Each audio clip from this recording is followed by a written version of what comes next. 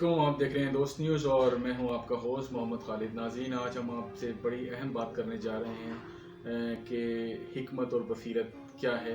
तो नाज़रीन, ये हम देखते हैं कि हर शोबे के अंदर इसका फुकदान है, चाहे वो हमारे इसके अंदर मजहबी लोग हों या हमारे दानिश्वर हों या हमारे ख़ास तौर पे अहले इल्म लोग हों। इल्ला माशाल्लाह चंद लोगों के अलावा बहुत ज़्यादा लोगों के अंदर ये प्रॉब्लम है। जब किसी के पास इल्म या कोई नॉलेज या कोई मालूमात आ जाती है या कोई कोई सूफी जलालुद्दीन बन जाता है और बड़ा फन्ने खाम बन जाता है, हाथ के अंदर वो एक चाबुक ले लेता है, एक कोड़ा ले लेता है और लोगों को मारना शुरू कर देता है। अगर आपके पास इल्म या आपके पास कोई ऐसा मालूमात का ख़जाना आ ही गया है तो इसका ये मतलब नहीं है कि आप लोगों को जाहिल और बेवकूफ़ साबित करने पर लग जाएं। आपको ये चाहिए कि हमें इल्म क्या सिखाता है। हमें इल्म सिखाता है तवाज़ु, इनकिसारी, बुर्दबारी सिखाता है।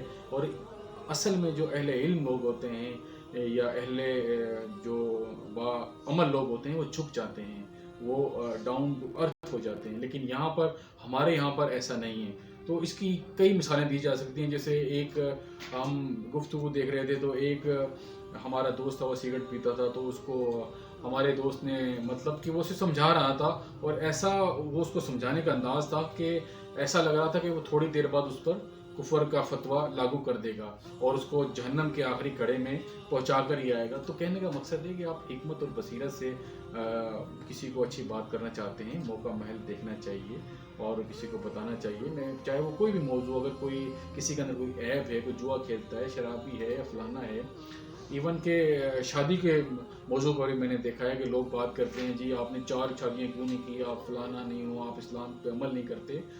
तो भाई कहने का मकसद ये है कि आपको ये देखना चाहिए सुनने वाला आपकी नसीहत को अंडरस्टैंड कर रहा है कि वो सुनना चाहता है, उस पर सुन के उसको अच्छा लग रहा है कि नहीं, बजाय इसके कि वो डिफेंड पे आ जाए कि यार ठीक है मैं काफर ही बुरा हूँ, ठीक है मैं नहीं मानता आपकी बात।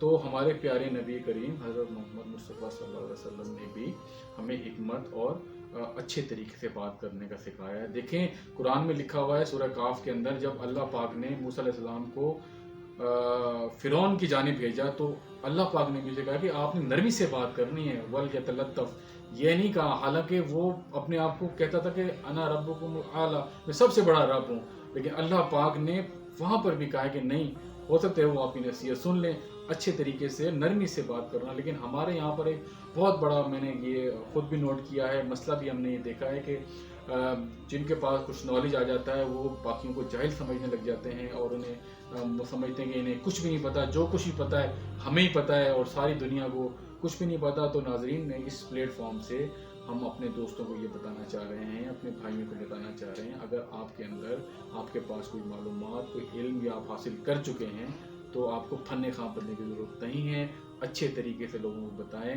देखें, हिकमत, हज़रत अली ने फरमाया, हिकमत मोमिन की गुमशुदा मता है, जहाँ से मिले ले लें आप, ठीक है ना। जहाँ से आपको कोई अच्छी बात मिल रही है, रेफरेंस के साथ मिल रही है, दलील के साथ मिल रही है और कोई अच्छे तरीके से आपको बता रहा है तो आप उसको लें, उसको समझें, उसको अंडरस्टैंड करें। लेकिन ऐसा नहीं है कि हाथ के अंदर एक जो ना वो डंडा पकड़ लिया और जो आपकी बात नहीं मान रहा तो आप उसको जो है ना दुनिया का बदतरीन और जाहिल इंसान साबित करें। तो इस रवैयों पर ख़ास तौर पे आजकल हमारे मुल्क में ये बहुत ज़्यादा हो रहा है। तो हमें चाहिए कि हम अपनी इस्लाह करें और लोगों में अच्छे तरीके से हिकमत और बसीरत के साथ बात करें।